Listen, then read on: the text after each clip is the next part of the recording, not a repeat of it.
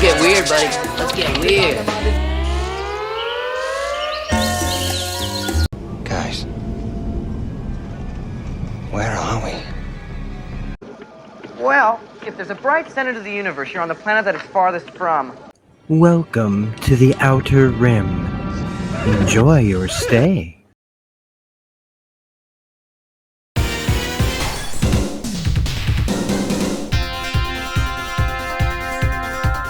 Here come the heroes to save the world from destruction. They are X-Men.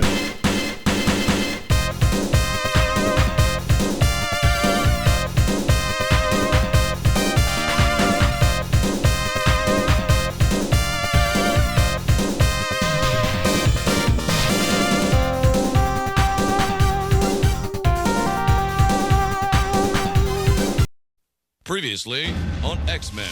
Welcome back to Smirking Gun. This is Rob here, talking comics once again, and today it's a big one. As you can see by the length time, this is a massive one. We're talking about Days of Future Past, parts 1 and 2. It's Uncanny X-Men 141 and 142. Two of the most iconic issues of comics of all time. Dropped a mic, you know what I'm saying? Like, it's just one of those stories that is still influencing people today. It was a huge influence back then, and I wanted to do it justice. We're talking about it from all kinds of angles here, not just about the book at the time, but how the animated series tried to adapt it. Not tried. How the animated series adapted this story. What do I think about X-Men Days of Future Past the film? And we're also going to be getting into the comic, period, panel to panel, because and if you like what we're doing here, man, don't forget to hit subscribe and all those buttons and leave comments and all that jazz. So yeah, we're getting into all of it because I only own 142. I should have had like some insert in here. I'm sitting here. I got the, I went into my storage and I found the book. I pulled it out and with the full intention of like showing it off on camera, but maybe I'll do that at the end of this or something like that, and I'll bust it out. But you can see what do you need to? I don't know why I feel like I have to put it on camera. Trust me, I have it, but I don't have 141, the one that this avatar is made for. I still don't have it. It's one of those. It's not like it's even like too overpriced for me to grab. I don't know why I don't have it. It's not like it's giant size X-Men, and it's not like it's first appearance of Wolverine. I don't know why I don't have this book. So, but it's been a long time since I read these, and rereading them over again just made me want to go down the rabbit hole of the animated series because it's still fresh in my mind. I haven't watched X-Men 97 yet, so I'm still like chomping at the bit to talk about all this old X-Men stuff and how, it can be looked at from different angles of what's been done with it. And that's what we're doing here today. One thing you should know up front is the voiceovers that I did in both of these, I was trying to do Storm, Wolverine, Colossus, Nightcrawler, Kitty Pryde. I'm doing all the voices, and where I got a little weird was like trying to get like Colossus's accent and Nightcrawler's accent, and was I gonna do one from Moira McTaggart? And I forgot Charles Xavier was in this, and so there's like a lot of things that I tried. So if you don't like it, sorry, but that's the best I can do at the time. I was thinking about re-recording it and being like, okay, no, you can do this. You can make Colossus sound right, and you can make Kurt sound right. And I'm like, man, nobody's paying you to do this. So do your best. You did your best, and now you're going to put it out there. So the meat of this, though, is what I really wanted to get to. So I pre-recorded both of those comic read-throughs. So you'll also hear me talk about stuff that I'm probably going to say here as well. But most of it's just, little running commentary throughout. But what I wanted to start off with was like when this came out, period. I mean, this Days of Future Past, co-created by John Byrne and Chris Claremont at the time, who just had recently in 137 killed Jean Grey. Spoilers for everything, okay? It's somewhere in this intro. at the end of the Dark Phoenix saga, Jean Grey dies. You know, the decision had been made that you can't just let off someone who, even though they were under some other control, killed billions of people, can't get a slap on the wrist. And there was, you know, controversy around that. Well, I don't know controversy, but there was changes to it. Like Jean originally was going to live, but after some real doing, you know, and not long before went to print, Jean was killed off.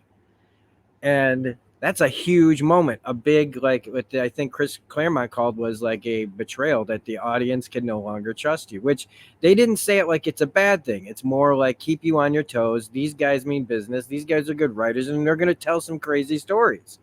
So when it comes to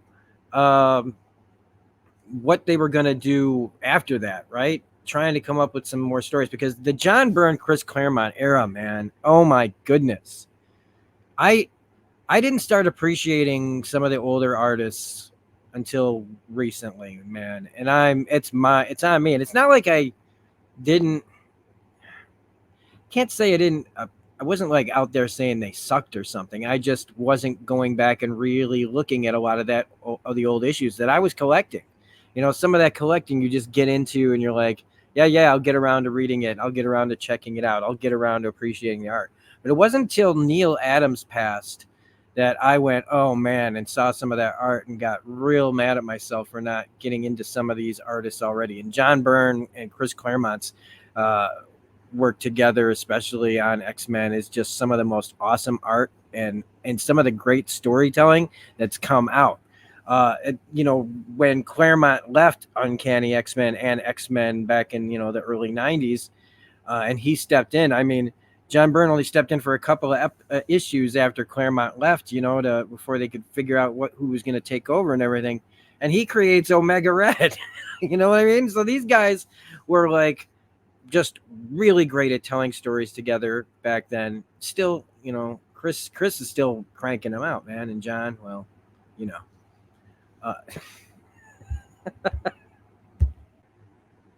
I'm laughing because I haven't gotten to meet him. And, you know, like, I don't know, like, I've met Chris several times, so I can't speak on what John Byrne is like as a person. I hope he's an awesome guy. I hope he's a decent, you know, like, I hope he's just like the rest of us, just trying our best not to hurt anybody along the way. Because you just never know these days. You bring up somebody's name and suddenly they go, oh, they were canceled. And you go, oh, why? And then you hear why, and then you want to die. But anyway, these two guys came up with this idea, and that part will be there's just a little blurb that I got from Chris Claremont to kind of explain, you know, like a little bit of this coming up. But before we get into that, let's discuss like X-Men Days of Future Past, like properly as a story, right? So they had, like I said, they just come off of Dark Phoenix. Cyclops leaves. They go through this thing with the Wendigo. And now we're jumped into the future where Kitty Pryde, a grown-up Kitty Pryde, is in this dystopian future. And at the time, you know, Kitty Pryde is this new character. She's 13 years old in the book. And I've kind of talked about, like, you know, like they, you know, adding a young character to the squad all of a sudden is, a lot of times it feels like a Cousin Oliver from the Brady Bunch kind of thing, where they're trying to get new, you know, readers in there. They want somebody that's the new, you know, like girls. I mean, young girls can relate to. I mean, she's a 13-year-old girl. This is encouraging 13-year-old girls, in my opinion, to read comic books. And it's at that age where comic books really are popular among, you know, start to become popular with you as a kid. I didn't get into them until I was about 14, 15, but, you know, girls are, you know, they mature faster than us. So maybe they get into comics quicker. I don't know. But Kitty, you know, is kind of written like a 13-year-old girl. She should be written like a 13-year-old girl. But I'm glad that they focused on her. And that's where Claremont kind of comes in this interview, talking about why they chose to do Kitty in the way that they do. Us to show her not simply as a 13-year-old neophyte, but as a grown-up, as experienced, and to give the X-Men a vision of what their future looked like. And it's not a happy ending. So I really like that they decided to go with an adult version of Kitty Pryde and inhabiting her younger body. It's first something to grab you right off the bat. I mean, the cover alone is gonna do that. I mean, you look at that cover and you see old Wolverine.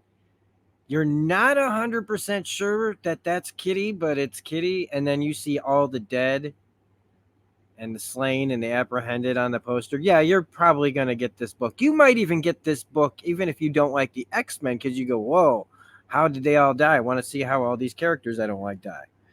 But that's one of the things I think that draws people to this story, is that, like, we're drawn to negativity, we're drawn to tragedy, we're drawn to like death. We spend tons of time, like in our lives, at least, like looking back on like certain people that get stuck in our heads that we can't believe, like we're kind of death obsessed because we know about our own mortality. So why wouldn't we also want to like see what happens to our favorite characters dying? There's that dread that you have, like when you watch the show like The Sopranos or Game of Thrones, where everybody's always going, who's going to bite it this week? And it's the thing that everybody wants to talk about. Like the biggest topics from those shows back in those days really weren't the plots. It was like who died and why did they die and who killed them, And so it's no different here. People want to see like this kind of dark world that Claremont and Byrne set up, which is a world in which the Sentinels win. The worst happens. Everybody goes down, all the Avengers, basically, all the Fantastic Four, almost all the X-Men. It all went the way it went. The way that the warnings always were, was that the Sentinels were going to end up seeing everyone as a threat.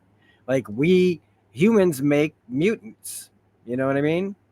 So it's like if there's no more humans, then you can't make mutants.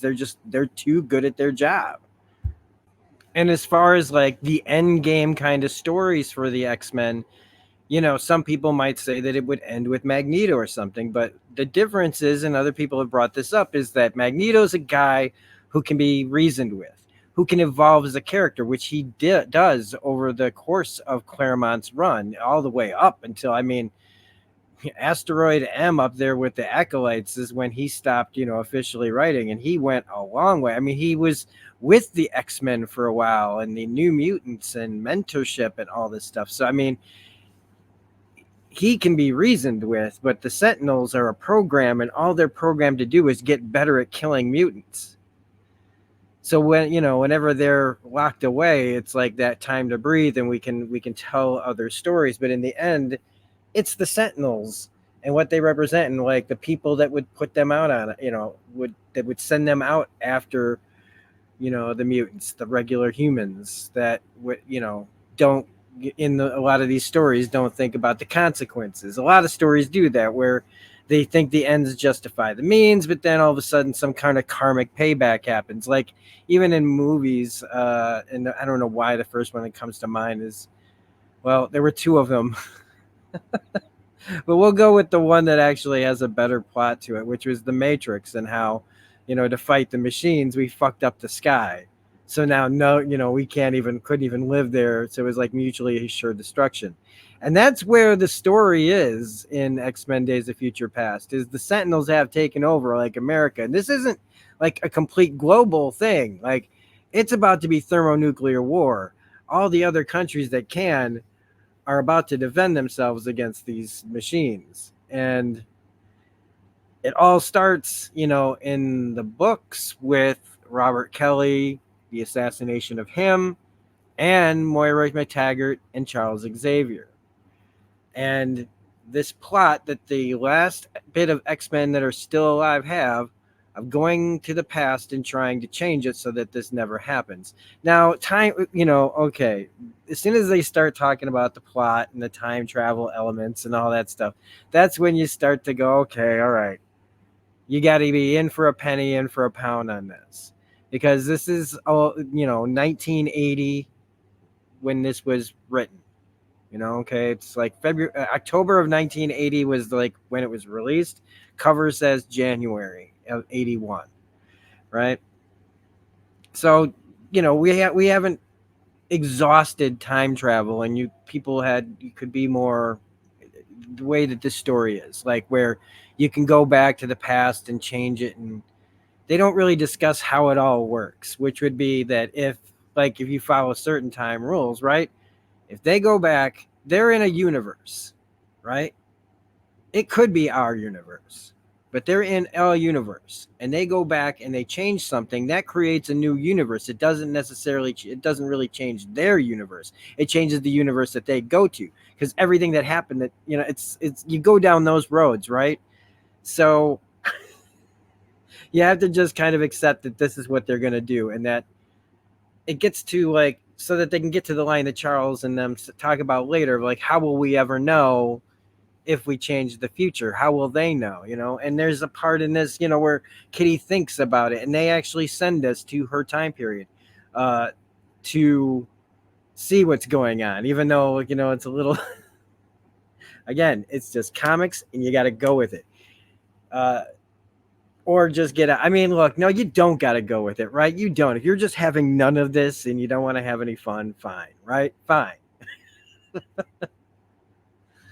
But you got to get over the time, jibber jabber that goes on in this, and just have some fun with it.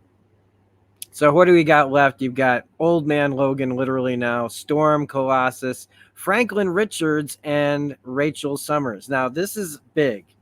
Franklin Richards is a reality bender. He's grown up in this. He's not usually grown up. He's mostly a kid. And I guess he's still technically a kid in this, but he's a big, strapping young adult. At least 18, 19 years old or something like that. Otherwise, man, they make him big back. They were drawing 17 and 16-year-olds big back then. And then Rachel Summers is basically the Phoenix. She's an offspring. Another offspring from the Summers clan. So they're heavy hitters in this. And now, so that's kind of the setup, and they're gonna send Kitty Pryde back into her young body to try to stop the assassination of McTaggart, Xavier, and Robert Kelly, so that he doesn't put everybody in the camps. And how all of this plays out. And we end up fighting the Brotherhood of Mutants, which at this point is led by Mystique. And then how it all happens. And we're going to talk, you're going to see it all when I read it. And we don't need to spoil every single thing if you never read this book before.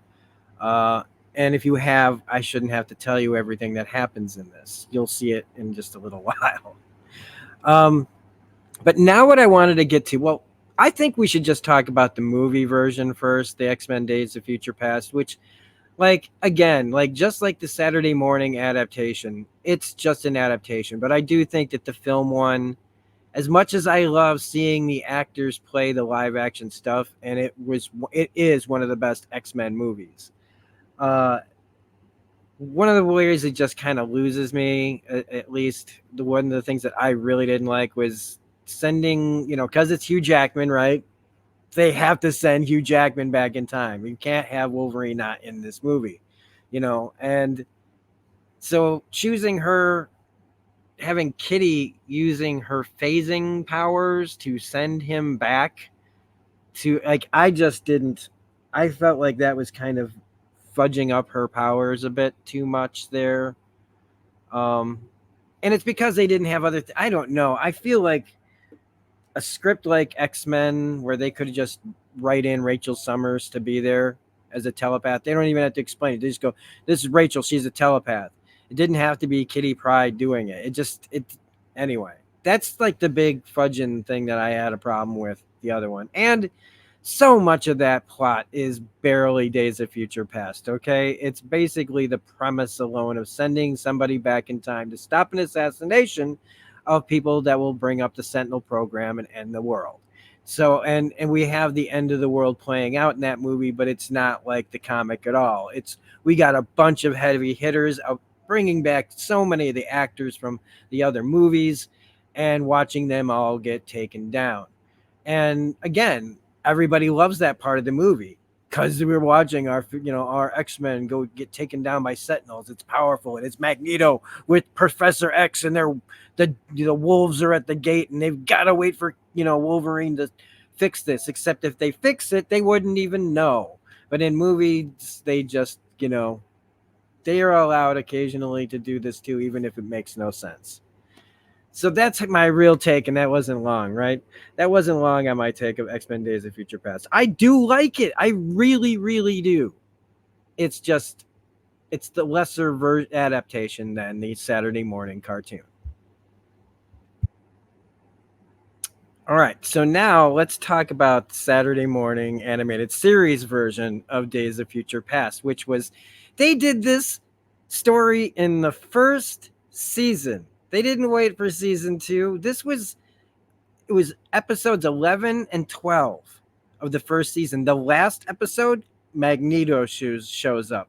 They went big every single year on X-Men, but no, I don't think, because this was like out of order time-wise in the animated series and the comic, right? Because the season 2, like, just when you think like they couldn't get bigger, then they do the whole Phoenix thing, right? They do the Phoenix Saga and the freaking Dark Phoenix Saga.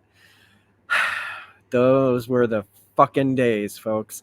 Except they came out swinging with a lot of episodes in the first season, but finished, like, you could say it was a lot of, like, there was the Sabretooth stuff and a bunch of interesting things, but like as soon as Days of Future Past showed up, even I, like, who wasn't as familiar with all of the lore as I am now, I mean, that episode coming out the gate was great, but it was another adaptation and it has its own changes, meaning, like, well, in the Saturday morning cartoon version, there is no Kitty Pryde. So who do they have come back? Well, they have Bishop be the person that does the time travel. So there's a whole big change already, but it's still the same thing. I mean, the actual first big change is Wolverine is not with Franklin Richards and Rachel Summers. In the book, that's who he's with. They're on their way over to meet up with everybody. And they're never met with, like, they're never met. That's where they go to meet Kitty Pryde, and then they go to meet Storm and Colossus and everybody else. But in the animated series, Wolverine is trying to just get these no-name mutants to shelter and are intercepted by Bishop. Okay, so, like, but that's not a bad story. Like, here's the thing, is, like, it's at least an interesting story. It's a different take in the same universe. Well, same realm, like the same dystopian type story, except we're doing it just slightly different. Certain things had to have happened in the animated universe for all these things to happen, right? So Bishop is a bounty hunter for the freaking Sentinels, and so he takes out Wolverine and is in the group. But when he ends up trying to get paid by the Sentinels, they tell him, you've reached your quota and no longer are of use, which is nuts, because either they've almost caught enough of them so that now they just need to get rid of him too, or they because it's a pretty good gig, man, but, like, it's how little they give a shit. Like, they should think of him as an asset, but nope, he's done for. And so they immediately got him, like, going in. And this is where we meet the group, except there is no group. There is no Colossus or Storm left over. It's just Forge. And Forge is nowhere near in the books for Uncanny X-Men 141 or 142.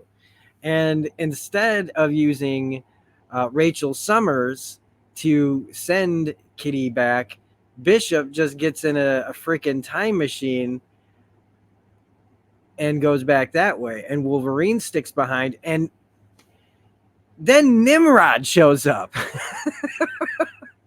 Okay, in the animated series, it wasn't even that dire yet. They were talking about what they had to do, and there was fights against the Sentinels, but it was, they weren't at that fever pitch.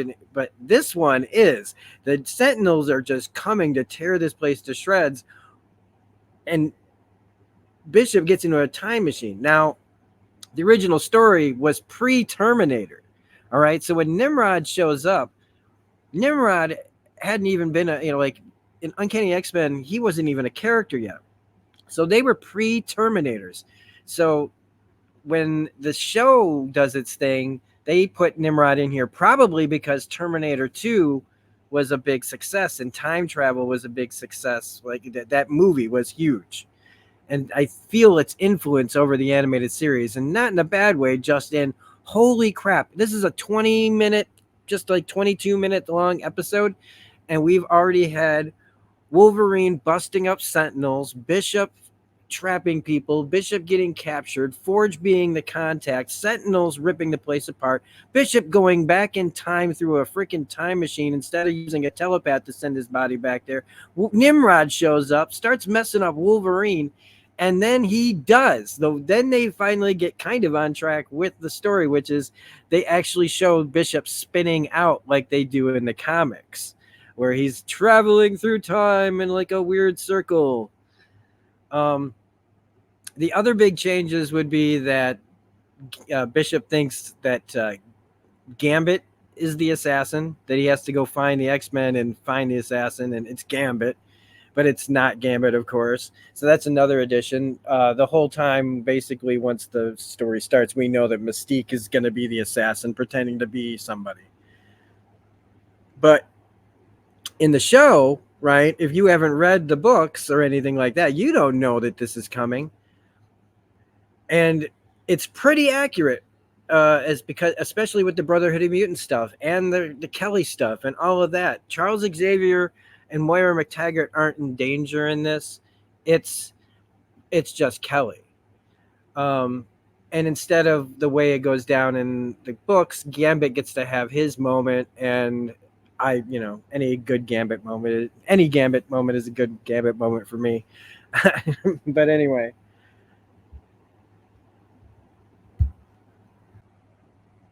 Plus, in the first episode, because we're just talking mostly about the first episode of the animated series, not even the second part, but like they take care of Nimrod in it. Like he's gone, and he's done for the rest of the story. So they kill a Terminator in the first episode, and by the end of it, that's when Bishop goes to shoot Gambit for being the assassin. All in 20 minutes, all trying to adapt this story. So in the second part, when they come in, it deals mostly accurately with the Brotherhood of Mutants stuff and Gambit running around. And him coming back, finding out that Wolverine's dead, the tank is there, and he's got his skeleton in it, and they succeeded in saving the day, but somehow things didn't change. I'm trying to think if there are any more changes, but none of those things mattered. Those 2 episodes were freaking awesome. All the different things they got to do with that, with the Brotherhood of Mutants, with Mystique. And then they also, like in the episode, they had the Beast stuff in there, and, getting the ending with Magneto. So I got to say, every time you want to look for a good X-Men adaptation, before you go looking at the movies, man, just watch the animated series. That's all I'm telling you right now. So without saying any more, I don't know how much more I have to talk about this before we just get into the book. I'm going to say a little bit afterwards, I think, of the books, but then that'll be it. So I want you all to enjoy this as much as you can. I'm not a professional voiceover actor, but please enjoy. Thanks for watching. If I don't, maybe I don't even know. As I'm recording this, I have not decided whether or not I'm going to make a stinger for this, but I probably am. So you'll be able to find out when you're watching it if I did. All right. The Uncanny X-Men number 141. Days of Future Past Part 1. I love this cover. John Byrne. This is one of the most iconic covers in comics of all time. I have at least like one or two or three homages to this. A couple of them are Arthur Adams. Anyway, here we go.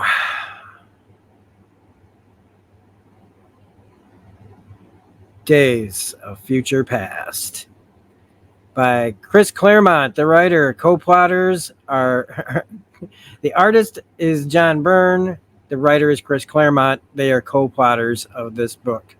Terry Austin is the inker. Jim Shooter, editor-in-chief. Louise Jones is the editor, and this is Days of Future Past. This is New York, the Big Apple.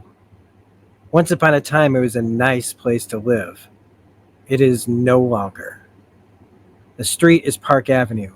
In the upper 70s, when Kate Pride was a child, it was one of the swankiest neighborhoods in the city, if not the world. Now it's a slum, abandoned, derelict, dying, much like the city, the country, the planet around it. Welcome to the 21st century. Ah, Logan, I wish you'd picked a safer part of Manhattan for our rendezvous. I wish there was a safe part of Manhattan for you to pick.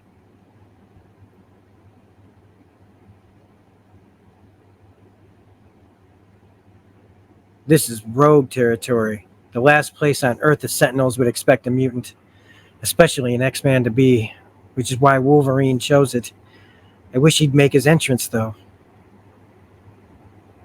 John Byrne's art, man. Everything looks peaceful enough, but it feels... Hey! A trap door! No, this can't be happening now. Not when we're so close. Not with so much depending on us. Rogues! How perceptive of you, Mutie. And how kind of you to, shall we say, drop in. To be advised to let me go. I'm on official Sentinel business. Big deal. We hate those tin tyrants almost as much as we hate muties. Beg all you want, sweetheart. Scream all you want. Even if people hear you, no one will come to help you. You're gonna be a long time dying, mutie. Oh, somebody's in the shadows. Not if I have anything to say about it, rogue. Poof! Let's hear it for Kate's last stand. This inhibitor collar I'm forced to wear neutralizes my power to phase through solid objects. I'm just a normal woman. Against these odds? Rubble, George, grab her. I'm gonna flay this mutie witch alive. No, you're not, bub. You're gonna release the lady just like she asked. Who's gonna make me, short stuff? You? Nobody gives Big Alex orders on his turf. You want the woman, old man? Then you come save her. If you insist, but don't say I didn't warn you. In the old days, I'd have simply cut the punk in two with my retractable claws, but doing that would tell the Sentinels. Ugh. So yeah, I mean, he can't even pop his claws without Sentinels knowing, being able to sense the adamantium, I'm assuming. That Wolverine's back in town. And that would jeopardize the mission. You okay, Kate? I'm fine, Logan. But calls this close, I can live without. I know what you mean. Come on, let's roll. So tell me, Colonel Logan, how's life in the Canadian Resistance Army? A thrill a minute, darling. The word from London is that everything's on automatic. The moment the Sentinels move out of North America, the other great powers will launch a full-scale nuclear strike. Then it's up to the X-Men. As always, when there's a world to save, here's the last component of the jammer. Like the other modules, it's invisible to the Sentinel sensors. You shouldn't have any problem smuggling it into camp. It's easy for you to say. You got a point. Phase 2 begins at midnight when I bust you guys out. Be ready, Kate. Good luck. We'll be waiting, Logan. And thanks. At First Avenue, Kate catches the Uptown Express tram to the Bronx. En route, she doesn't bother to hide the sorrow in her eyes as she contrasts what is with what once was and wonders how so much could change so quickly. So they're pulling buses with carriages, or like carriages with horses now. In North America in the year 2013, there are 3 classes of people. H for baseline human, clean of mutant genes, allowed to breed.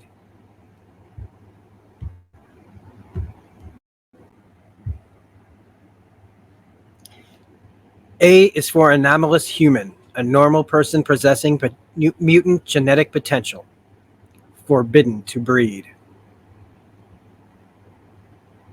M for mutant, the bottom of the heap, made pariahs and outcasts by the Mutant Control Act of 1988, hunted down and with a few rare exceptions killed without mercy. In the quarter century since the Act's passage, millions have died. They were the lucky ones. The South Bronx Mutant Internment Center. Mutant 187, you are behind schedule. Explain. I was attacked by rogues, Sentinel Alpha 3. I escaped. That caused the delay. Encephaloscan indicates truthful reply. You may pass. After an exhaustive and intentionally humiliating security examination, so no, we don't have to say really what happened there, right? So, to ensure that she carrying no contraband, Kate is allowed to re-enter the camp that has been her home since the turn of the century. So she's, 88, so 12 years went before. So she's been in this place for 13 years. As always, the first thing she sees is the cemetery. As always, there's a fresh grave. Interred here are the victims of the Sentinels. Some I knew, most I didn't, but in a way we're all family. Forgive us, my friends. We cannot avenge you. For what point is vengeance against an unfeeling machine? But at least we can try to ensure that this nightmare never happens, never even begins. Johnny Storm, Ben Grimm, Sue Richards, Charles Xavier, Reed Richards, Lorna Dane, Scott Summers, Warren Worthington, Kurt Wagner, Bobby Drake, I think is in there. And then a couple that I'd probably be able to figure out if I spent enough time looking at it. But of all the X-Men who ever were, only 4 remain. Logan, Wolverine, Kate, Sprite, Aurora Monroe, Storm, and Peter Rasputin, Colossus. They, along with Franklin Richards, last survivor of the fabled Fantastic Four, and his lady Rachel, a telepath, telekinetic, comprised the core cadre of the anti-Sentinel resistance. I'm home. Now this is, okay, now first off, like when I read this, right, that those are the ones who lived, I'm like, you know what? Like, yeah, I can kind of see it. I mean, freaking Storm's a freaking goddess. And then you've got Franklin Richards, who's a reality bender. And you got Rachel, who's basically the Phoenix. So, I mean, and that all that's happened. But also, right, their story, like, it's Days of Future Past, but then their story around the time, not too long after, not too many years after this, around the time I was getting into comics, is when Days of Future Present came out. And that dealt a lot with Franklin Richards and Rachel. So that's a story we'll probably have to check out someday. It's only like 4 issues. It's like 4 annuals back then. Sorry I'm late. I ran into a rogue pack. They ran into Wolverine. I have the final module. Logan says he'll strike at midnight. Phase 1 must be completed by then. How normal you make it sound. Yet, what we contemplate is so fantastic, I still cannot believe it's possible. That's strange talk, Pyotr Alexandrovich, coming from one who's seen and done what you have. I have been a s- I have been ever been a simple man, old friend. More farmer in my soul than superhero. Magneto? I cannot shake my doubts. If there were any alternative, Peter, any alternative, we would take it. But if we do nothing, by tomorrow the world will be at war, and by the day after tomorrow the world will be dead. Our actions may not make things better for humanity or mutant kind, but they certainly cannot make them worse. Rachel, child, so much depends on you. I won't fail, Magneto. I've been meditating all day. Once the jammer's operational, we can start anytime. Then what are we waiting for? A moment, my wife. As I said, I have doubts. Can our mad, desperate plan work? More importantly, should it? I don't know why I can't do Russian all of a sudden. We are toying with the basic fabric of reality. I'm going to do the Colossus from 97. That's it. That's what I'm going to do. I'm going to do Colossus' voice from the animated series. That's all I can do. That's all I can think of. So anybody out there who gets offended, I'm sorry. I'm just doing the voice that's on the show. And if we succeed, what will happen to us? To our love? It might cease to exist, along with the Sentinels. That's a risk we have to take. What does the love of two people matter against the lives of billions? I am selfish. It matters to me. Peter, if our love was meant to be, it will be. Only this time in a world where our children can grow up free and unafraid. The Sentinels killed my friends, and they killed my babies. If changing the past holds out, even the slightest hope of saving them, I'll do it, whatever the cost. I love you, Kate. And I you, Peter, from the moment we first met. Later. Franklin? I'm making the final adjustments, sir. As you know, these inhibitor collars we wear neutralize our superpowers. This jammer should neutralize the inhibitors. Inside this room we'll be as strong as we ever were, for as long as the unit's power cells function. By then, we'll be free of the collars. Lay back and relax, Kate. This is crazy. I've got butterflies in my stomach. Hush! Sorry. Breathe with me. Let your mind become one with mine, and our minds one with all. Before she knows it, Catherine Pride Rasputin is entranced, her soul flung out across the abyss of eternity. What happens next is anybody's guess. Diddle-doo, diddle-doo, diddle-doo. Friday, October 31st, 1980. It's the final Friday of one of the closest, hardest fought presidential elections in recent memory. Huh.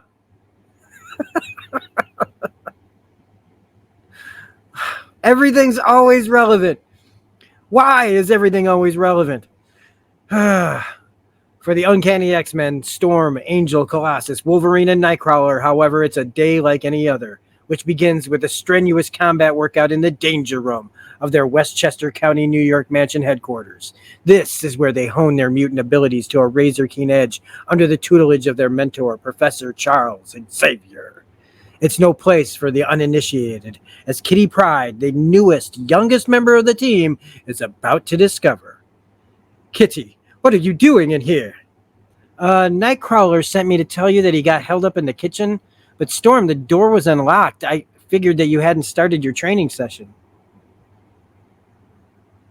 Kid, that flaming stupid door is always unlocked. Great, I love it.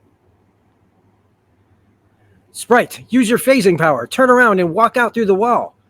No good, she's too rattled. I better get her out of here myself. Hang loose, kid. Angel will take care of you.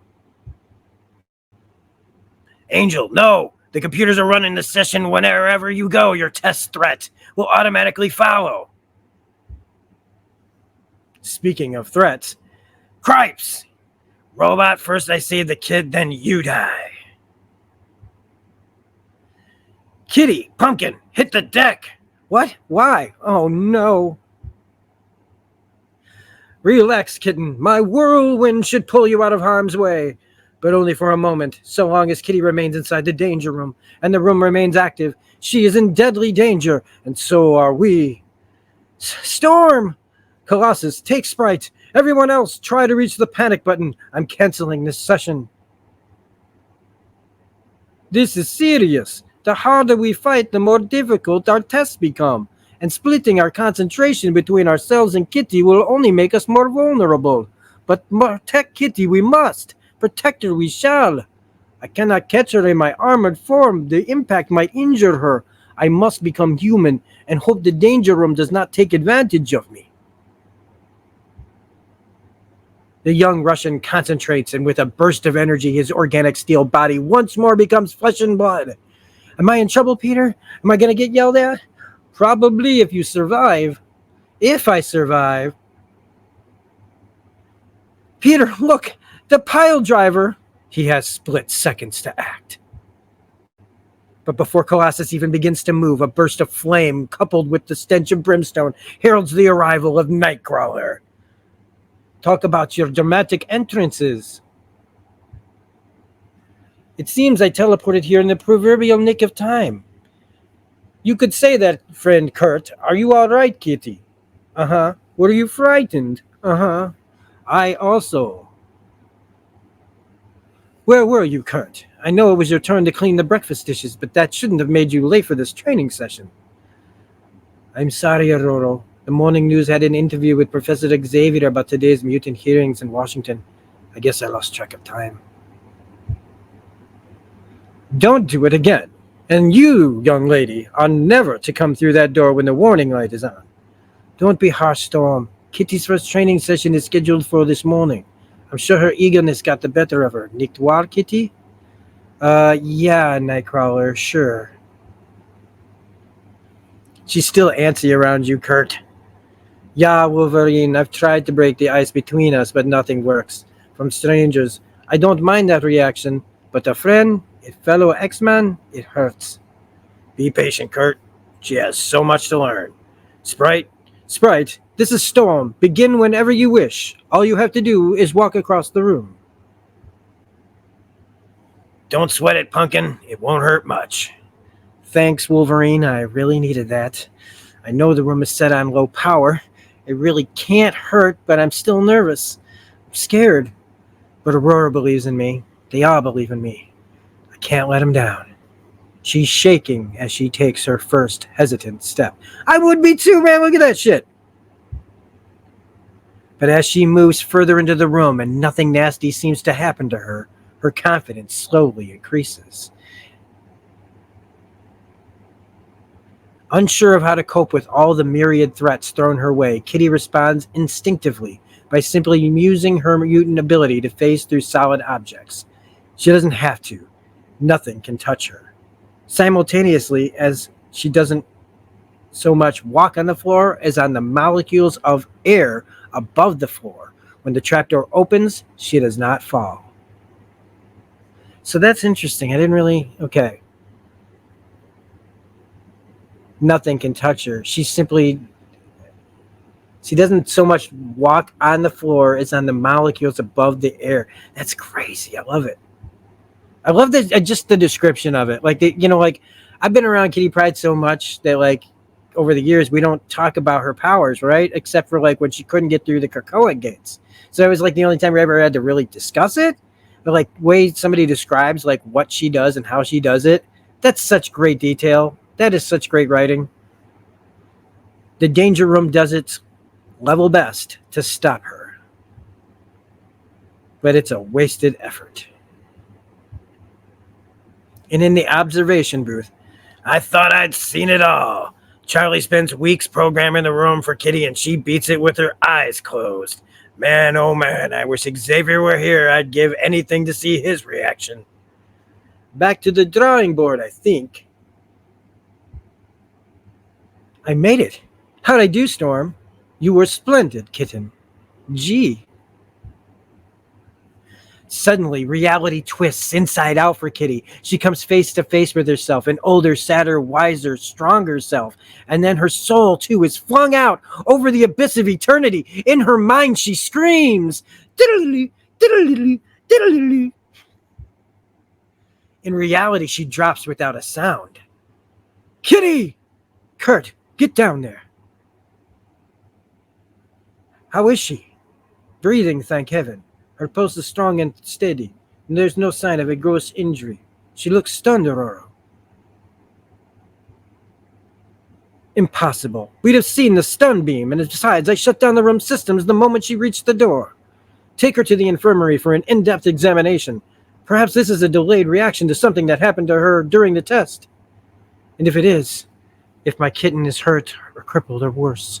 No, I dare not think of that. She's all right. She has to be. Soon. According to the biosenses, Kitty's fine. Then why did she collapse? Why is she still unconscious? Easy, Storm. Crawler said the kid's okay. Okay physically, Flyboy, but I'm getting some weird readings from the encephalogram. I ran comparisons between these and the ones in Kitty's metafile. The basic pattern is the same, but these are more complex. Maybe Charlie or Moira McTaggart can puzzle it out. This is sure way beyond me. And I would think so, Wolverine. I would think so. I mean, it's cool that they're saying that it isn't. I also like seeing Moira McTaggart back in those days. What was she doing? Just helping old Charlie out. One thing is certain. Something happened to Kitty. But as it is an attack, and if so, from whom? Or are we simply letting our imaginations run away with us? Who? Kurt? Aha! Our Christ Fräulein is awake! Kurt, it's really you! Alive! Of course I'm alive. What else would I be? I'm in the Meta Lab, in the mansion in Westchester. Then I made it. Kitty, you aren't making any sense. Lie down, little one. Rest now. I can't. There's no time. Angel, Aurora, Peter. This is incredible. Rachel said she could do it, but in my heart of hearts, I didn't believe she could pull it off. Who is Rachel? Pull what off, Kitten? Kitten, it's been years since you called me that. Kitty, child, are you all right? I'm fine, Aurora, but I'm not Kitty. I'm Kate. This body is inhabited by the mind, the persona, the soul of the woman I'll be in 30 years. I'm from the future. Are you indeed? Now, look at that. Okay, so, I mean, this is probably going back, like, all these years, because Krakoa is when she finally started going by Kate, right? So it's like, this is like, is that the first time since this that she, like, really, like, kind of put on the, like, I'm not Kitty anymore kind of thing? I think you're tired. You've had a rough morning and a hard shock. I'm concussed and hallucinating. Is that it? It's funny, I remember you telling me that the hardest part of this operation would be convincing you of the truth. The fact remains that on Halloween 1980, today, the Brotherhood of Evil Mutants will murder President candidate Robert Kelly along with the Charles Xavier and Moira McTaggart. Kelly's assassination will set in motion a sequence of events that 30 years from now will culminate in the destruction of the world and a nuclear holocaust. I'm here to prevent that. She looks like a kid, but she stands, talks, moves, smells like a woman. Crazy as it sounds, Roro, my instincts say she is talking truth. Aurora, what I say may be a fantasy, but I suppose it isn't. But suppose it isn't. Can you afford to stand idly by while Senator Kelly, not to mention Charles and Moira, are murdered? No, I can't. We'll take you to Washington, Kitten. There, Professor X can telepathically mind scan you to determine your bona fides far more effectively than any of us could, and also determine the veracity of your story. And so as Angel in his alter ego as Warren Worthington III, master of one of America's largest private fortunes, whistles up his private jet, the X-Men are on their way. You say Kelly's death initiates a sequence of events, Kitty. What events? Kelly is a decent man with what he feels are legitimate concerns about the increasing numbers of superpowered mutants in the world. The Brotherhood killed him to teach humanity to fear and respect the power of Homo Superior. Their plan backfired. Mutants became objects of fear and hatred. We thought the mood of hysterical paranoia would pass. It didn't.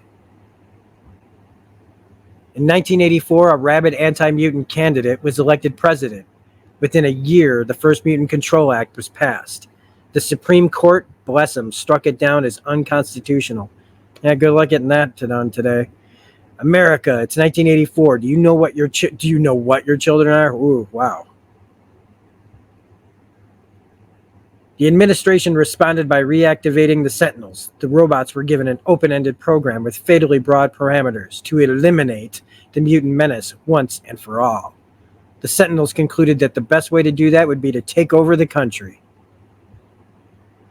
In the process, they destroyed not only mutants, but non-mutant super beings, both heroes and villains. By the turn of the century, the North American continent was under their complete control. So they took out Hulk, Doom, Black Panther.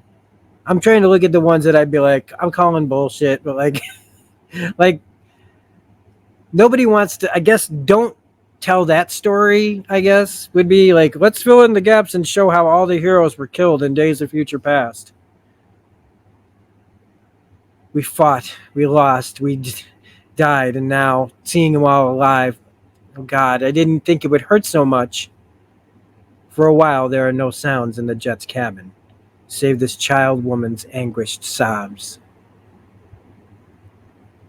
Then her voice low and choked, Kate forces herself to finish her story. The rest of the world became more frightened of the Sentinels than of mutant kind. They threatened war if the Sentinels moved against them. The Sentinels, driven by their prime directive, are about to make that move. One of the surviving X-Men is a telepath. She devised a plan to psychically exchange the mind of one of us in the future with our counterpart in the past.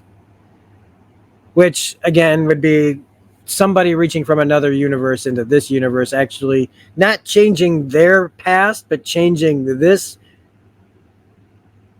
universe's possible future. I was chosen because at this time, as Kitty, I hadn't yet been trained to defend myself against a psychic attack. Wolverine should have freed the others by now. Whenever, wherever, now is. I wonder how they're doing. 2013, New York City. The old subway tunnel's working like a charm. It'll take us into the heart of Manhattan. How's Kate? Unconscious. I hope she'd remain so. The less Kitty knows of what has happened to her and what may happen to her, the better. I wish we could have brought Magneto. He knew what he was doing when he volunteered to cover our escape. His wheelchair would have slowed us up too much. A noble death is still a death, Logan, and I am so sick of death. Above us, that sound. Sentinels. Ah! Franklin! Holy shit. All units, alert. Patrol 3L40 has contacted mutant escapees from South Bronx internment facility.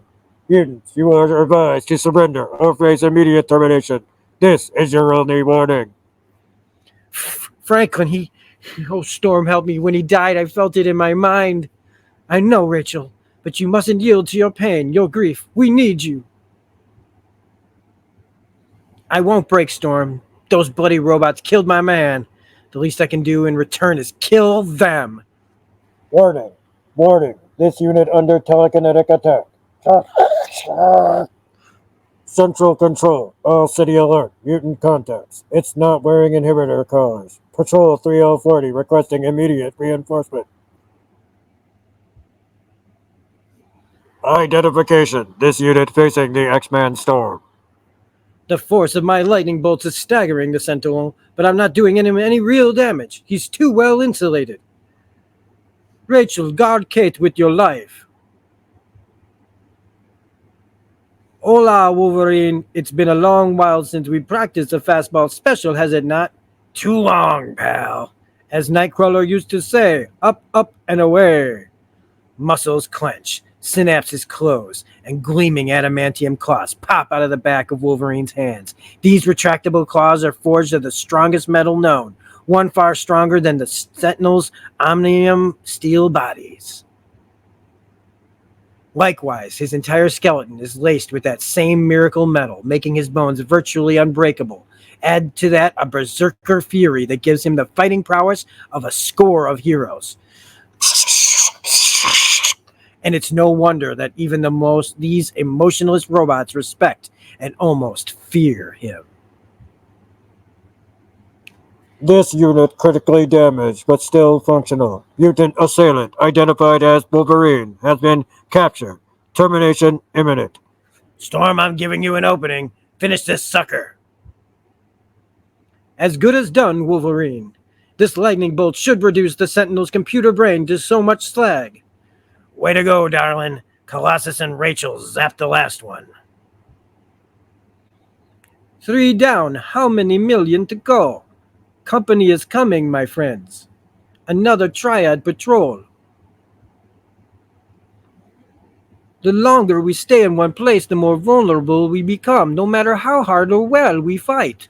The Sentinels can overwhelm us through sheer weight of numbers.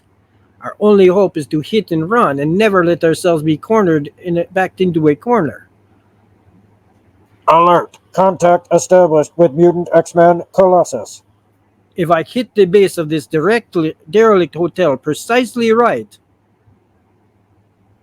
I think I can give our would-be pursuers a headache they'll never forget. The robot's screams are frighteningly human, but Colossus does not care. He was the gentlest of souls until the Sentinels slew his friends and his children, and thereby taught him how to hate. We must push on. The Baxter Building is the Sentinel's continental nerve center. Destroy it, and we can cripple them. I wish Kate luck, wherever she is. I do not know who will need it more, her or us. October 31st, 1980, Washington, D.C. This is the Pentagon, the largest building of its type in the world, command headquarters of the mightiest military machine that the world has ever known. To many people, it is more truly representative, for good or ill, of the reality of America than the White House or Congress just across the Potomac River. Damn, man. Deep within this man-made labyrinth, we find a young woman named Raven Darkholme. Colonel, I'll expect the latest stealth test results on my desk Monday morning. You'll have them, ma'am. She works out of the office of the Assistant Secretary in Defense for Research and Development, and as such has access to the most secret and sophisticated weaponry in America's arsenal. She's earned her position and the complete trust of her superiors. Unfortunately, that loyalty is as much an illusion as her appearance, for Raven Darkholme is a metamorph, a shapeshifter, a mutant, better known to her comrades as Mystique. Founder and leader of the new Brotherhood of Evil Mutants. Avalanche, whose touch crumbles any solid object, creating an irresistible avalanche, tidal wave effect with earth, stone, steel, anything. Pyro, who controls living flame. Destiny, a blind precog with the psychic ability to see the future, the only member of the Brotherhood Raven calls friend. Oh, they're more than friends. It's a beautiful... And last but not least, the Blob, only recently escaped from prison, a man whom no physical force can harm. Good morning, all. I trust these accommodations meet with your approval. No complaints? How nice. Destiny, what does the future hold? It's hard to be certain, Raven. I sense a variable, a new random element that could seriously affect our plan. I've been unable to focus on it. Also, the Blob is uncomfortable with your leadership. There is a potential for trouble. Blob? Now, again, now that everything I read, I'm going to be like, what are their plans, man? Like, how far does, clearly Chris Claremont and Jonathan Hickman, didn't get together and be like, okay, I'm going to use all this or whatever. I don't know. For Krakoa and stuff later, like all those years later, Hey, Ray, you helped me bust out of the joint. You got me threads, bread, a classy pad. For that, I'm grateful. I just don't take orders from abroad. Well, la-dee-da, Chunky. You think you can do better? Blow it out your Union Jack, Limey. Wow. This is between me and Yow! Watch your mouth and remember your place. The next time you light a match, I'll create a demon that will parboil instead of scare you. I've taken all the lip from you. I'm gonna, Englishman. Fred J. Dukes ain't no two-bit amateur. I was part of the original Brotherhood. I worked for Magneto. If that was such an honor, Blob, how come you spent the last few years in prison? That sculpture avalanche, you disintegrated it. A minor demonstration of my power. Well, I don't need no hunk of rock to pulverize this punk.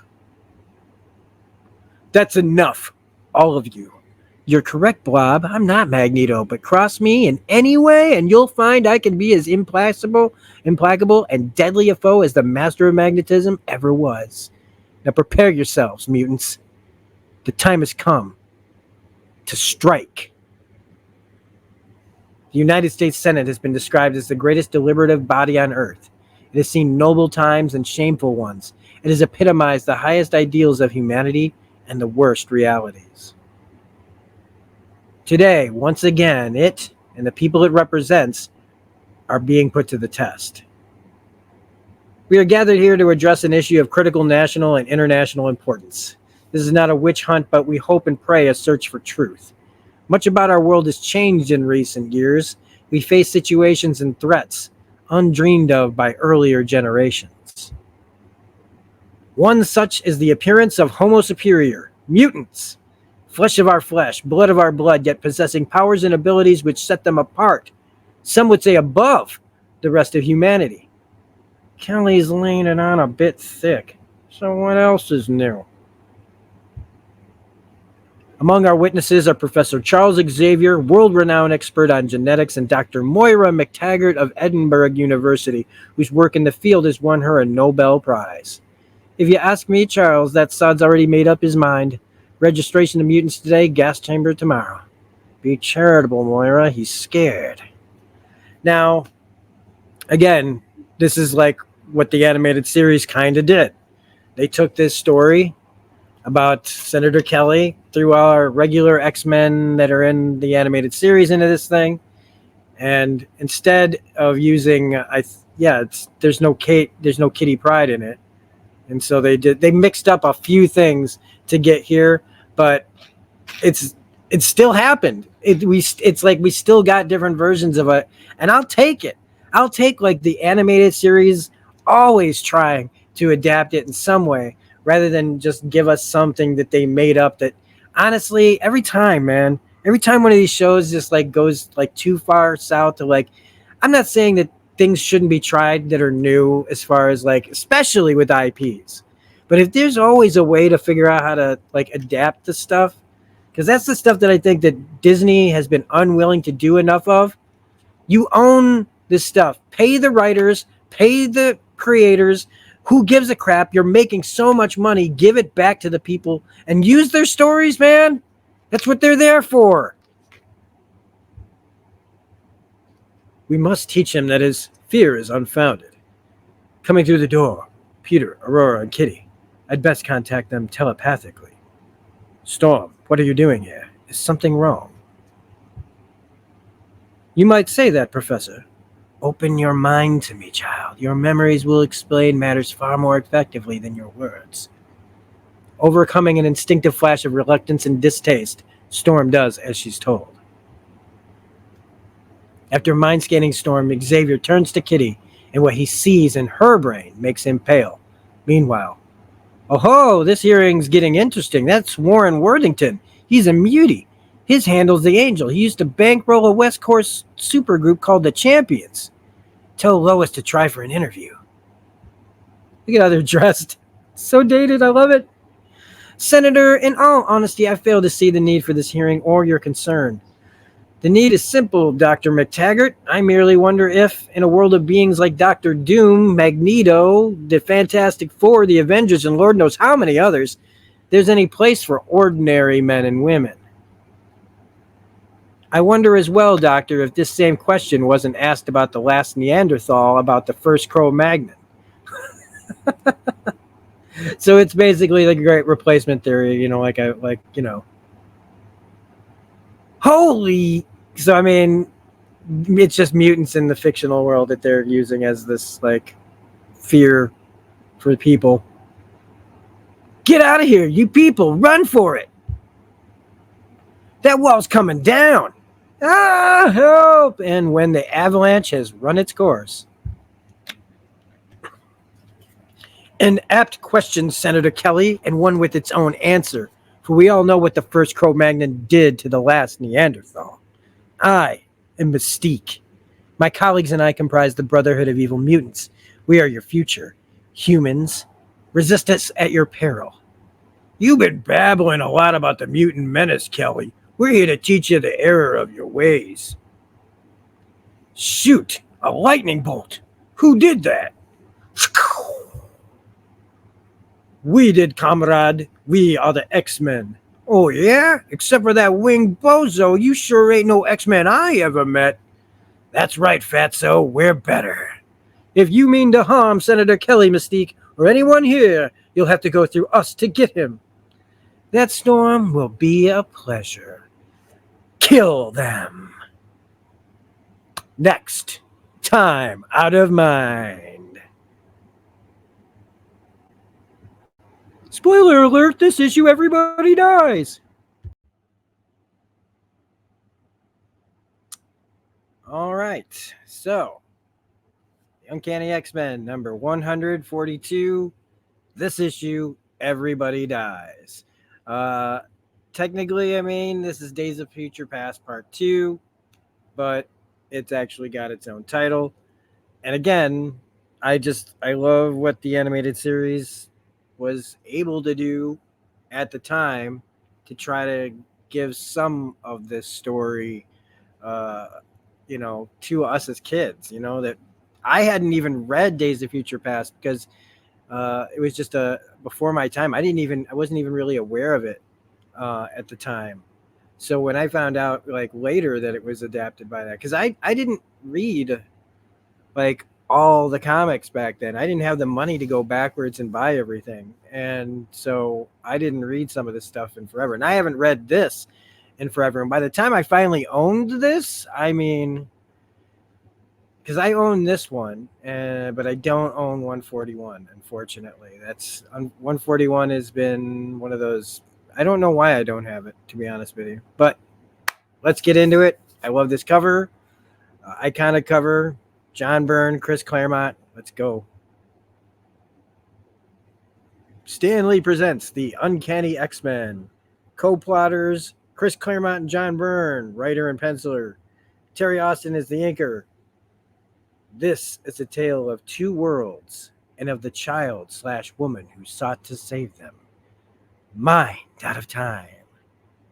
1980, The Uncanny X-Men, Wolverine, Colossus, Storm, Angel, Sprite, and Nightcrawler face off against the newly reconstituted Brotherhood of Evil Mutants in a hearing room of the United States Senate. In 2013, the remnants of that self-same team of mutant superheroes fight for their lives against the nigh irresistible might of the Sentinels.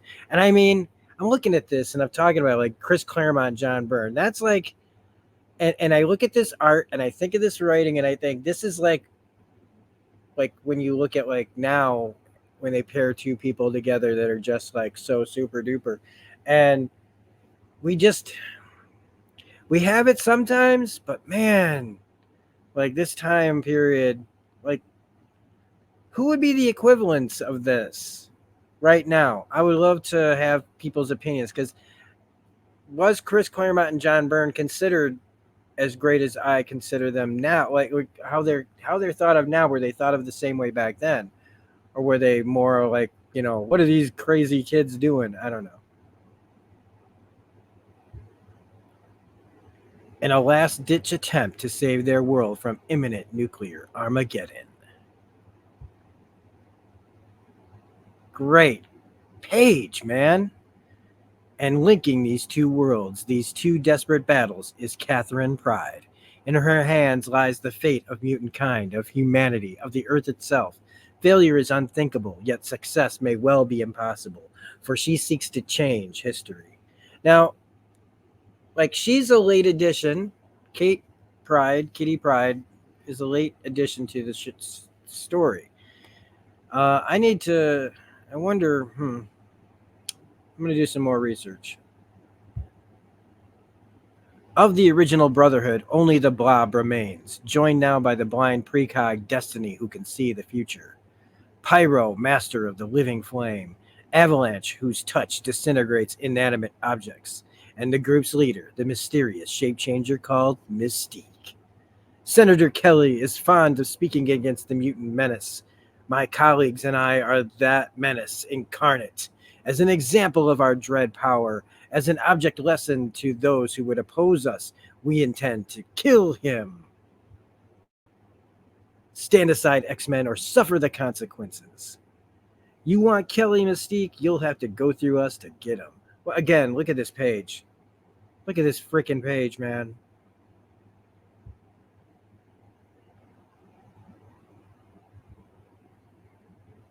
This is monstrous. How dare you freaks turn the United States Senate into a battlefield? How dare you threaten me? Marshals, arrest those people. Kelly, you're either the bravest man I ever seen or the dumbest. Either way, you're gonna die today.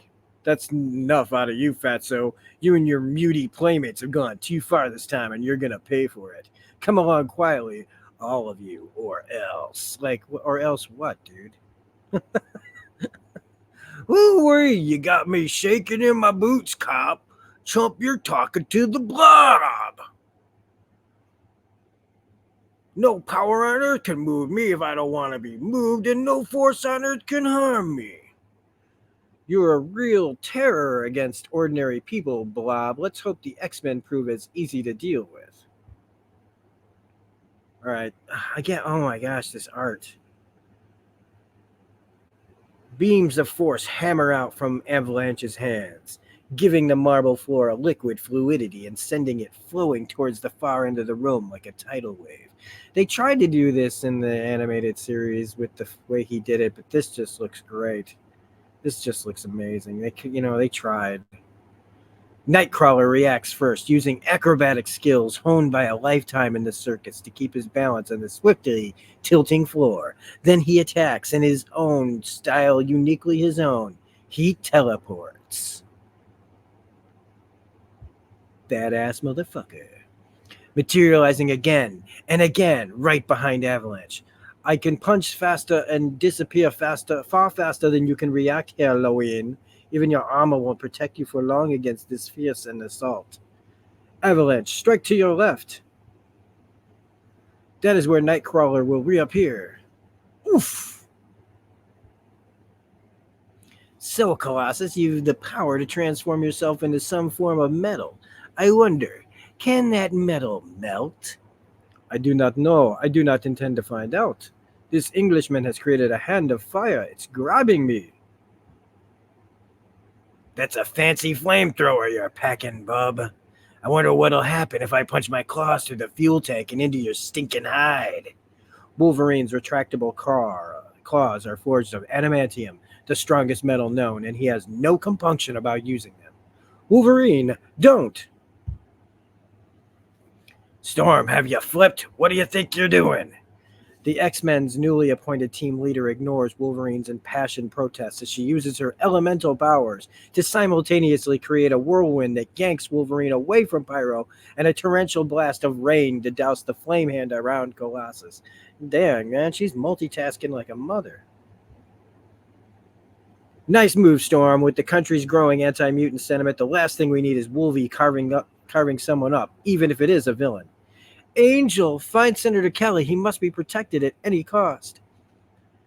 But I guess what I was wondering about Kitty Pryde is, like, did people feel like that she was just like the cousin Oliver of the group? If you know what I'm saying, for those of you that dates even that. The character that they throw in to bring in younger audiences. Nearby, scrambling for their lives, are the X-Men's founder and mentor, Professor Charles Xavier, and his colleague in mutant research, also his one-time love, Moira McTaggart. How many times have they been in love in those 10 lives, Moira? Charles, what the devil is happening? It's almost too fantastic to believe. Somehow, the mind and persona of the adult Kate Pride, from 30 years in the future, has physically exchanged places with that of her teenage self. The body of Sprite is inhabited by the consciousness of the woman she will one day become. That's daft. Moira, I telepathically scanned her mind. It is the truth. Professor Xavier, let's get you and Dr. McTaggart out of here. That's the first sensible suggestion I've heard all morning. Charles, if you're right, if time travel is possible, if as a result history is mutable, we'll have to redefine our concept of reality itself.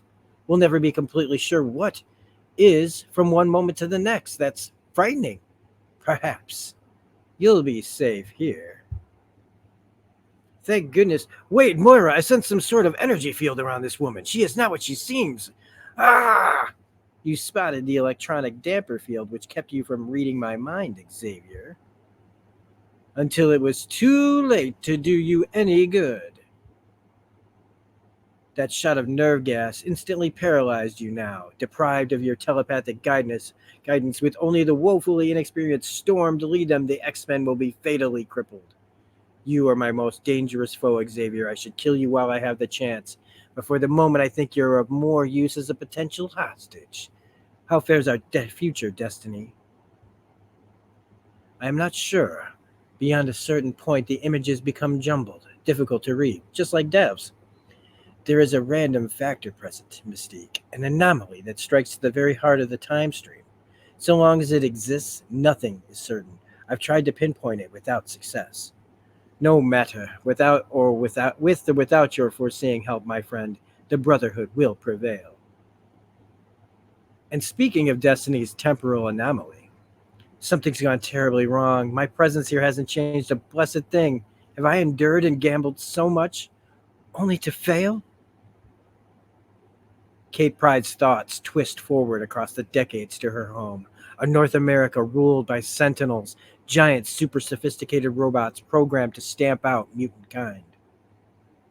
By the turn of the century, virtually every mutant superhero and supervillain in the United States and Canada had been either slain or imprisoned.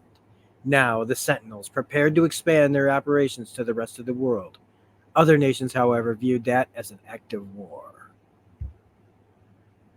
To head off that world-destroying confrontation, the few surviving X-Men, joined now by Magneto, hatched a desperate plan, the seminal event that led to the Sentinels' recreation. Was the election eve assassination of presidential candidate Robert Kelly by the Brotherhood of Evil Mutants. Prevent that act of terrorism, and hopefully the Sentinels would never come into being. The time switch had been made. And the X-Men persuaded to rush to Washington to block the Brotherhood's attack. But as the battle wears on, Kate realizes bitterly that history is providing far harder to change than she anticipated. In that future, the four people whom Kate Pride loves most slowly, carefully pick their way through the ruins of Midtown Manhattan. Wolverine, Storm, and Rachel are the truest friends she could ever wish for, but Peter Rasputin, Colossus, is her beloved husband. For Kate, the most terrible irony of their plan is that, if it succeeds, the love she and Peter shared might vanish along with the Sentinels. But the risk, the potential loss, was accepted. There was simply no alternative. Hold it, another patrol. The Sentinels are busy tonight. Not surprising, considering I successfully busted you out of your South Bronx concentration camp, thrashing more than our fair share of Sentinels in the process.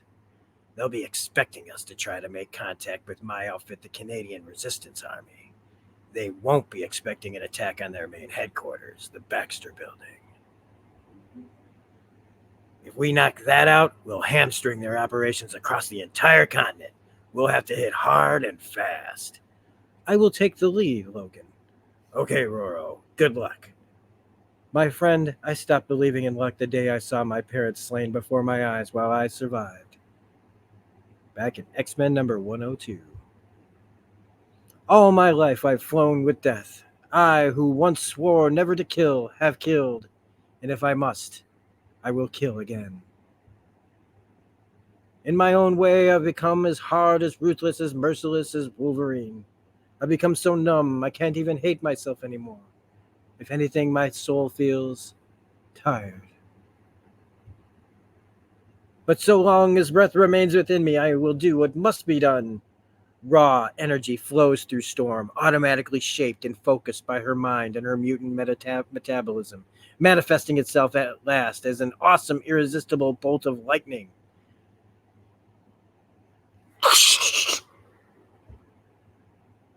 The Sentinel never knows what hits it. Kong! Rachel, you remain here to protect Kitty as best you can. I wish I knew how Kate is faring in the past. Why is it taking so long?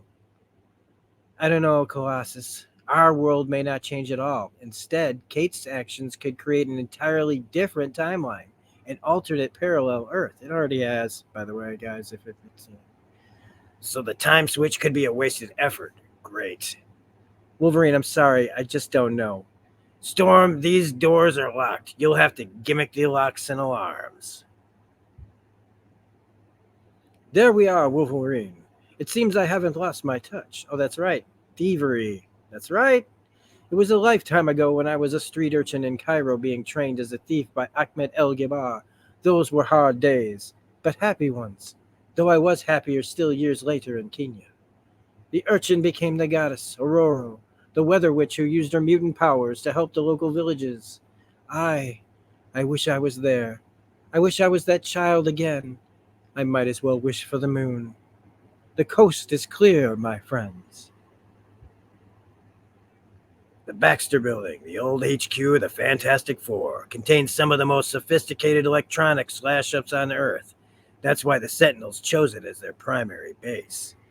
But it's a base with an Achilles heel. If our intelligence reports are accurate and the housekeeping system still operational, this electric I-beam in my belt buckle should activate the FF's private elevator. I love it. Bingo! All aboard, next stop the roof. And the fight of our lives. Nervous, Aurora. A bit. My claustrophobia confined spaces still puts me on edge, and I can't help thinking that it wouldn't take much to turn this tiny box into a death trap. Washington, 1980. The X-Men are losing. I want to help, but I dare not. The news reports of Kelly's assassination made no mention of precisely who killed him. It might have been any of one of the Brotherhood. Like it or not, my duty lies with the Senator, my place by his side. Again, look at this art, man. I'm certainly justifying Xavier's faith in naming me team leader. My debut is rapidly turning into a debacle. Cyclops could do a far better job, but Cyclops is not here. I did not want this position, but now that I have it, I do not intend to fail. We are hampered by the cramped space of the hearing room and by our attempts to protect the innocent bystanders trapped in here. More than anything else, we need some fighting room. With that thought, Storm calls up a hurricane blast of wind, catching all the combatants by surprise and hurling most of them out of the Capitol building and onto the Great Mall. Good grief, that sound! Someone's bombed the Capitol! Yeah, and it was probably the White House that did it. Joni, those are the X-Men. What a story! I've got to phone this into the paper. Rick, Senator Kelly's committee was holding hearings today. Do you think they're all right? Before the young woman's frantic question can be answered, another shockwave rocks them all. The explosion of fist against armor. Whammo! Colossus goes flying. As Colossus discovers that where the Blob is concerned, he is a far from irresistible force and a very movable object. I told you, Rusky, unless I decide I want to move, no force on Earth can move me. But that ain't been all I can do. I've been training myself to manipulate my mass. I've just made my body so dense it can squash even you flat. That may well be so, Blob, if you land on me. Doom! I've been hitting him as hard as I can to no effect. It's like punching a body made of porridge. Perhaps the impact is done by the white wolf. Surprise, Sonny. Remember, I not only can't be moved, I can't be hurt either. Shoot, I could probably trash all of you new X-Men all by my lonesome. Unnoticed by either the X-Men or the Brotherhood, an Army Fast Reaction Special Weapons team has arrived from Fort Myers. Major, who are the good guys and who are the bad? Who do we shoot at? It doesn't matter, Sergeant. Trash them all. We'll sort out the details later. Concussion cannon. Fire! The energy weapon built by Shaw Industries, its design derived from the same principles as Iron Man's legendary repulsor rays, strikes to deadly effect. Zark! Ah! Colossus, look out! Well, it's too late now. That one's down. That's one down. Let's see if we can't persuade the others that their fighting days are over. Tisk, tisk. A bad move, gentlemen, using fire against one who can shape those flames into anything he chooses and then turn them against you. I trust you all have adequate pensions. Your families will soon need them. Sarge! The soldiers are paralyzed with fear. Even if they ran, Pyro's beastie would fry them before they got a dozen steps. I'm the better target, the more dangerous foe. I've got to catch Pyro's attention, draw his creature after me. Angel's play works, in a way. While the fire demon reaches for the retreating Angel, Pyro sees that his comrade is in trouble, and one fire monster splits into two. What's the matter, bub? If you're so invulnerable, how come you're so scared of my claws? With the speed of thought, the demon lashes out. Only seconds to act. Even Wolverine's mutant fast healing ability can't cope with the damage that flame hand will do. Well, yet Pyro's fire monster is huge. I'll need a considerable amount of power to counter it, and I'll have to do it on the first pass. Wolverine won't survive long enough for me to try a second. In the blink of an eye, Storm climbs high above the mall, gathering speed and strength as she goes. In another blink, she slams down through the heart of Pyro's creation, blasting it apart with a massive wedge of air that hits with the force of a battering ram. Damn, man! Storm is no joke in these books. Wolverine, mein forgot Freund, are you all right? I'll live, Elf. The fireproof, unstable molecules of my costume shielded me from most of the flames, and my fast healing abilities already dealing with my burns. I owe Storm, pal. A few more seconds and I'd have been a goner. Huh? Oh man, Crawler, this hurts. For you to admit that, Wolverine, you must be in agony. Let me help. What the devil? Wolverine, beware! That's not me! I'm me! One of the Brotherhood must be a shape changer. Whoever you are, villain, you've just bitten off more than you can chew. I like being unique. I don't take kindly to doppelgangers. Neither do I. This is crazy. Which is which? That old chestnut. I'm still too woozy from my burns. My senses can't tell them apart. But I figure the real Nightcrawler ought to be able to teleport out of the range of my claws. Wolverine, sheathe your claws. Snicked. Not a chance. We're in the middle of a fight, Storm. I'm in no mood for a debate. Sheathe them, or use them on me. That can be arranged, babe. Goddess, he means it. I am leader of the X-Men. While that is so, you will use your claws when I command. No other time. I wouldn't take that from Cyclops. You will take it from me. You possess speed, strength, and your unbreakable adamantium skeleton makes you nearly invulnerable. You should not need your claws, except in the most extreme of situations, against the deadliest and most powerful of foes. Dang, man. He's like reading him the riot act right in the middle of a fight. All right, Storm, I'll do it your way, for now. But this conversation ain't finished. Not by a long shot. Snacked. Preaching like a little bit of like knowing like what you need to do and what you have to do. And she's like trying to tell him that. That's really smart, really. Just kind of weird to do it in the middle of the fight when there's like basically no time to think. Lady, since you and your pint-sized pal would obviously much rather feud than fight, it seems only fair that I send you far away from here, where you can do it in peace. Avalanche, grab my hand, Wolverine. I'll fly you to safety. If you hadn't chosen such a stupid moment to get squeamish, lady, we wouldn't be in this mess in the first place. What about Nightcrawler? Who's going to help him? I want no help, Wolverine. I intend to finish this fight on my own. Pyro's flame demon has given up on me. He's endangering more soldiers. I've got to airlift them out of the way.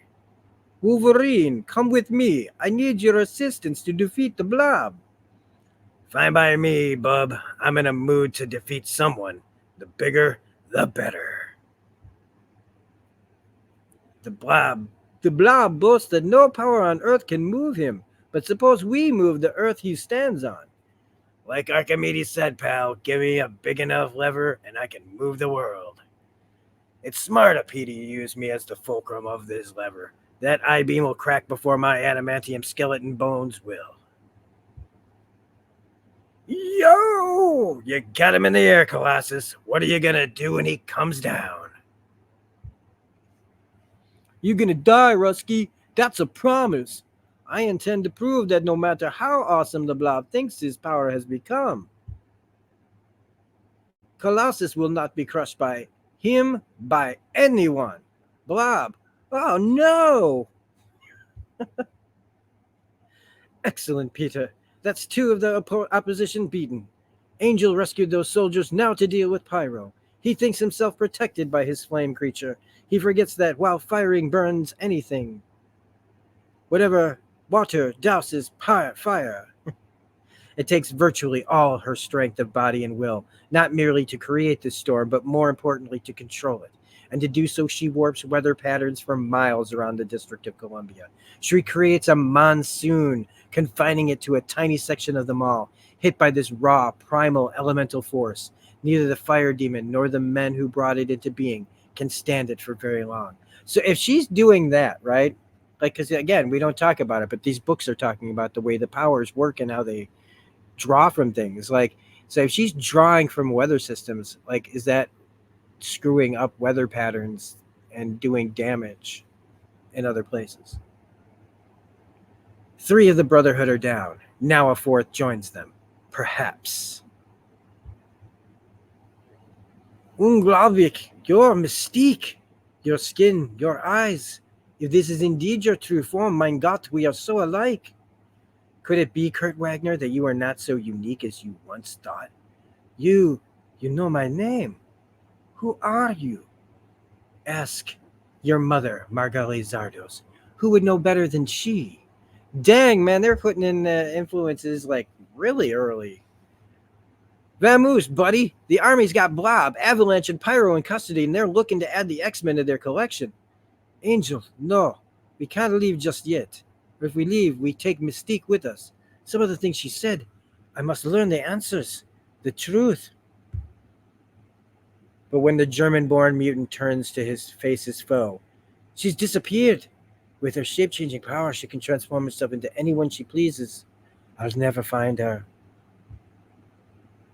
I underestimated the X-Men, but never again. The Brotherhood will be rebuilt, stronger than ever, and when the time is right, the X-Men will die. I'll generate a fog to cover us while we change back to our civilian identities. We'll rendezvous at the airport. I'll make sure the Professor and Moira are unharmed.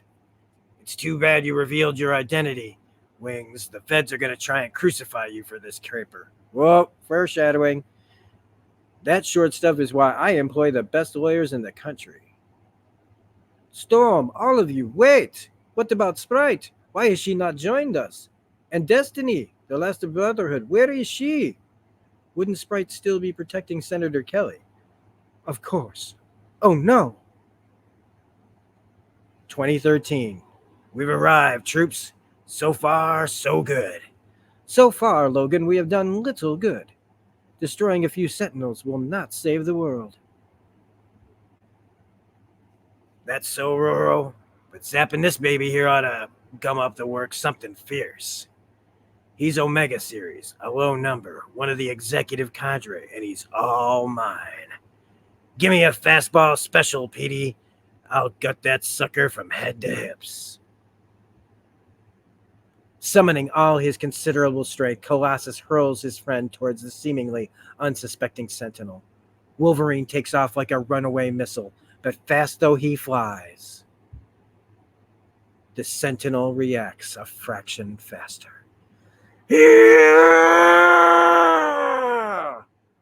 Pathetic organic being. Are you so arrogant as to believe you could even approach, much less penetrate, our innermost sanctum undetected?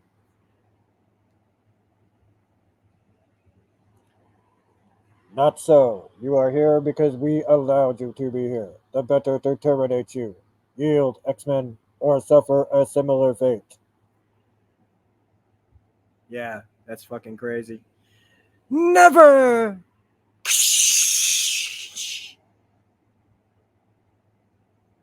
Sentinel Omega 5 has been terminated. Additional Alpha combat units respond to this location immediately. We may be hurt, Sentinel, but we are not beaten. We have faced greater odds and triumphed. Terminate 1 Sentinel, terminate 1,000. It makes no difference. Our numbers are too great. Eventually, mutants, we will overwhelm you. Storm, I've toppled him. Freeze him. With a tremendous effort, Storm surrounds the Sentinel with a fearsome blizzard, dropping its surface temperature far below zero in a matter of seconds, making its metal skin dangerously brittle. One punch from Colossus will shatter it. While she concentrates on this robot, she counts on her airborne maneuverability to protect her from its companion. This time, she hopes in vain. Peter! Aurora! Peter Rasputin was ever a gentle man, a man of peace, a man who, like the woman he holds in his arms, thought life the most precious of gifts, and love the most precious celebration of that gift. Aurora was a sister to him, the best friend he ever had, and he finds that her death is unendurable. His hands red with her blood, he screams, and moments later, when he feels himself gripped by a murderous berserker fury to rival Wolverine, he welcomes it. Boom! On the street far below, tears stream down Rachel's face, but she makes no move to wipe them away. Instead, she holds the unconscious body of Catherine Pryde Rasputin, within which resides the mind and soul of Kitty Pryde, tighter to her breast. In my mind, I felt Aurora and Logan die. I can feel Peter's rage. I want to break contact, but I can't. I don't want Peter to be alone when he's dead. So quickly. Funny. I've experienced death so often in the minds of others, yet I'm terrified of dying myself. If Kate's body dies here, will her mind be trapped in the past? If so, I wish her a happier life than the one she lived. We did all we could, my darling Kate. Now it's up to you. 1980. The blind precog Destiny has Senator Kelly cornered, but if she can psychically scan the future, why hasn't she spotted me unless the time switch has made me somehow invisible to her prescient abilities? My colleagues have been defeated, yet victory will still be ours with your death. Murdering me will accomplish nothing. True, people will fear mutants as they fear all terrorists, but they won't be cowed by that fear. They'll fight back. They'll destroy you, Destiny. They'll do more than that. They'd kill everybody. Possibly, but you are a greater threat alive. Do not try to evade my crossbow bolt, Senator. I will sense your plans a heartbeat before you even formulate them and fire where you are going to be. I wouldn't give you the satisfaction if I got my hands on you, mutant. I'd probably break your neck, but I won't run. Destiny laughs softly and tightens her finger on the trigger. But as Destiny fires, Kate phases wraith-like through her, calling upon her decades of training and experience to act as her child self could not. My mind, the temporal anomaly, a part of me, consuming me. Senator, duck! She wills her shoulders to become solid, bashing the other woman's arm and throwing off her aim. In that split second, an abyss opens within Kate Pride. Reality twists inside out, and suddenly she comes face to face with herself as a child, so innocent, so vulnerable, so young.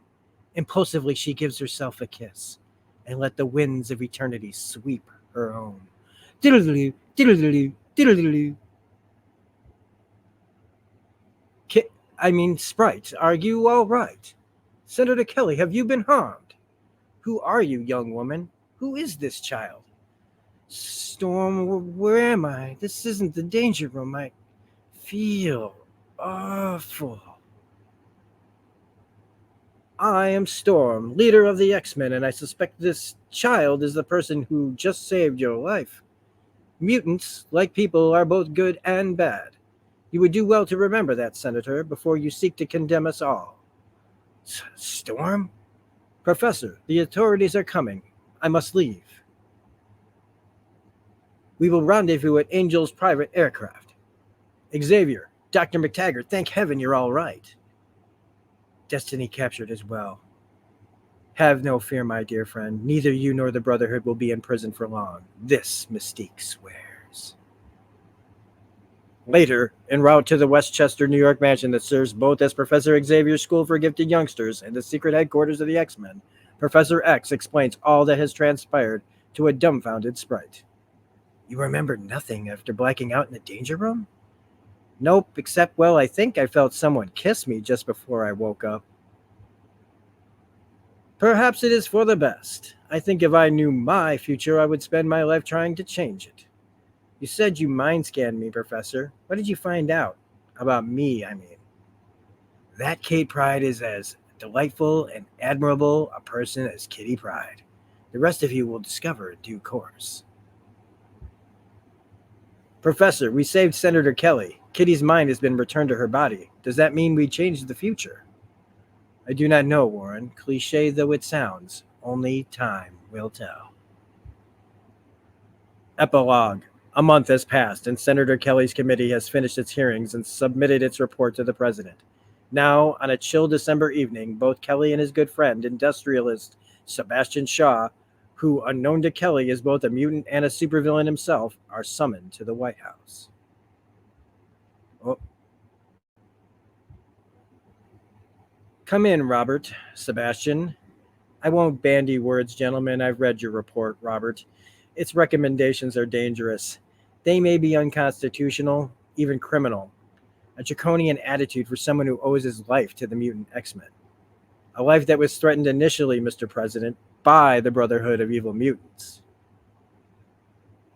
If there were no mutants, period, my life wouldn't have been threatened at all. There is also the national security aspect, sir. An anti-government group of superpowered beings, mutant or otherwise, or such a group in the service of a foreign enemy, would be a serious threat to our nation. I realize that, Sebastian. For the moment, our actions, my actions, will remain top secret and covert in nature. The operation is codenamed Project Wide Awake. Allow me to present the man who will head it. Henry Peter Gyrick.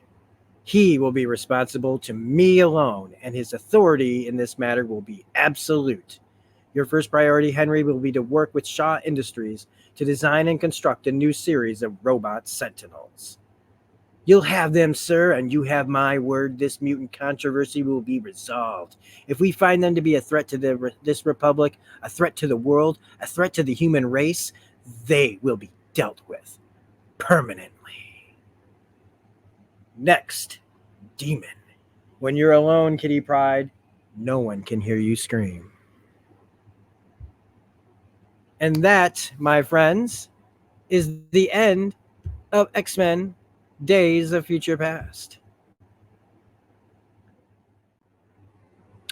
All right, so if you made it to the end of this thing without doing too much skipping around and you just and you want to just see what if I had anything else to say at the end, I just really want to thank everybody because these are two books that I this is like a dream to be able to finally talk about some of this stuff in it, and talking about some of this stuff really motivates me and helps me get rid of the fears of talking about some of the things that I've been holding on to that are like, no, I'm not doing it until this or this or this.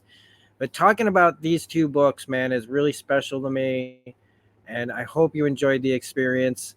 Um, the These are the reasons why I'm so much into stories and comics in general, and that comics are always like in my like passion. I love doing all kinds of things, but the stories that in comics have inspired me. They are the reasons why I do so many things, and the way I want to create things, and the way I think about things. It's been a part of my life that I never really thought how big of a impact they have in my life.